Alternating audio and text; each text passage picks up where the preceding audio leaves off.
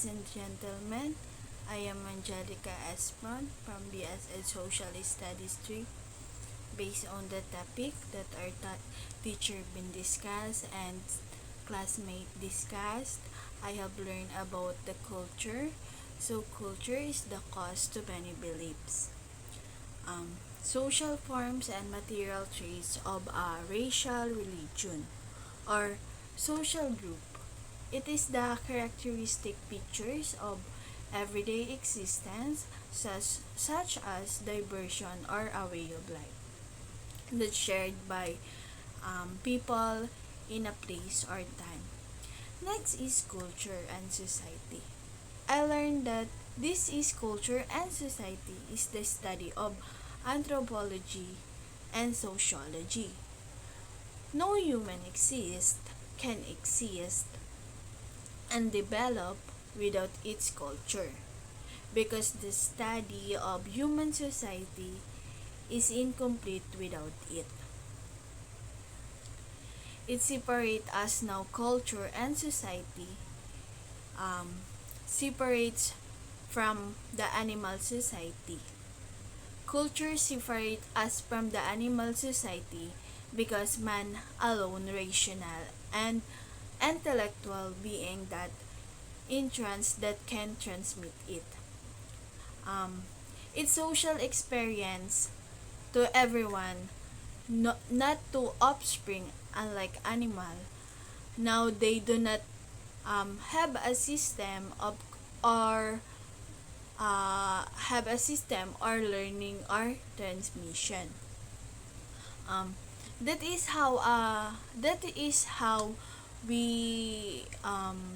is how we are distinguished from the animals.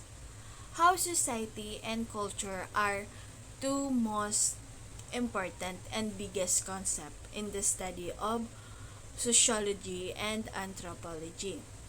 Without each other meaning to say they are complementary. They complete each other and so without each other one would no stop existing or there would be no culture, there would be no society. If not one would not exist and I learned that culture have at least four components which are the components of first what people think. So I will address it to you. What are you thinking? Ano ba ang iniisip mo? Ano ang dumadaloy sa isip? Um, sa pang-araw-araw at mga bagay-bagay. How do you think papaano ka mag-isip? It is culture. Lahat ng dumadaloy at naiisip mo ay bahagi ng kultura. The second is what people do. Ano ang ginagawa natin? Halimbawa, ang ating trabaho, meaning our work is our culture. That is the example of culture. The lastly is belief out of belief or ang paniniwala. So would he religion and knowledge are knowledge. The wisdom and value are part of culture. So basically, it's culture. Everything is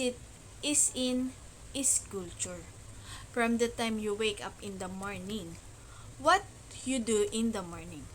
When you get up, when you go to school, it's part of culture and everything in between that you do and your waking hours is a culture. So think of how influential or think of how the influence of culture to a person. Your role is as male or rule as a female are all culture. I have also learned in gender hierarchy that gender hierarchy is from the day you are born. You are expected to act upon your sex and gender. Being a woman versus being a man. has many distinguishing factors, that they play differently in each culture. Gender is learned in society through direct and indirect means such as family gatherings. Gender refers to the social attribution that society and culture are important factors, and how different societies assign people different rules that correspond to their biological sex of male versus female. Help understand why there is gender factors. Gender can be understood as the meaning that a particular society gives to the physical or biological traits that different male and female. Next is I learned about economics organization. Is an open system communication among people within a specific context for the purpose of achieving common goals. Through cooperative efforts, ibig sabihin, they work together or they make an action for something to have like their goal, and it also for an economic organization. So every economic organization comprises of people who run it. These people share common goals and objectives in order to achieve them. Their people also share rules and responsibilities which each other.